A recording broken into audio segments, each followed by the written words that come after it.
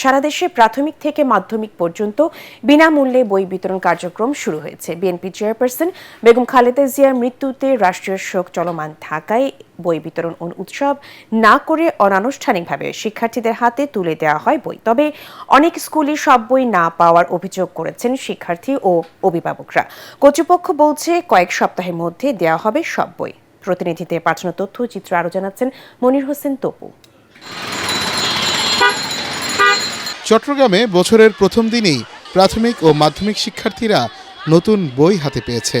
সকালে নগরীর ডাক্তার খাস্তগীর সরকারি বালিকা উচ্চ বিদ্যালয়, শাহ ওয়ালি উল্লাহ ইনস্টিটিউট সহ বিভিন্ন শিক্ষা প্রতিষ্ঠানের শিক্ষার্থীরা বই পেয়ে খুশি। বেগম খালেদা জিয়ার ইন্তেকালে জাতীয় শোক দিবস থাকায় আগের মতো এবার বই উৎসব হয়নি। কোনো কোনো ক্লাসের শিক্ষার্থীরা সব বই পেলেও অনেকে পেয়েছে কয়েকটি করে বই। কয়েক সপ্তাহের মধ্যে শিক্ষার্থীরা সব বই পাবে বলে বিদ্যালয় কর্তৃপক্ষ জানিয়েছে।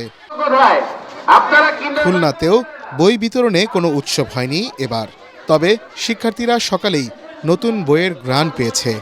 বিদ্যালয়গুলোতে সকালে আসা শিক্ষার্থীদের মধ্যে স্কুলের শিক্ষকরা নতুন বই বিতরণ করেছেন।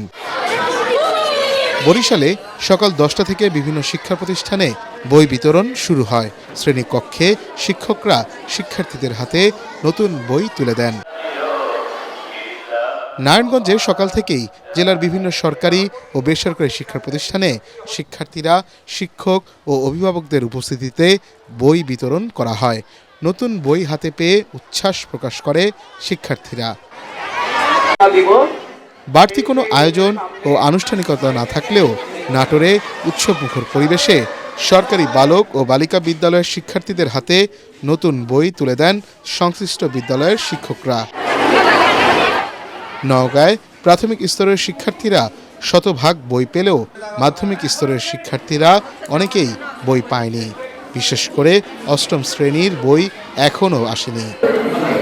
রাজবাড়ীতে মাধ্যমিক পর্যায়ের শিক্ষা প্রতিষ্ঠানে শুধুমাত্র ষষ্ঠ শ্রেণীর শিক্ষার্থীদের মধ্যে নতুন পাঠ্য বই বিতরণ করা হয়েছে। Bureau report, ATN Bangla.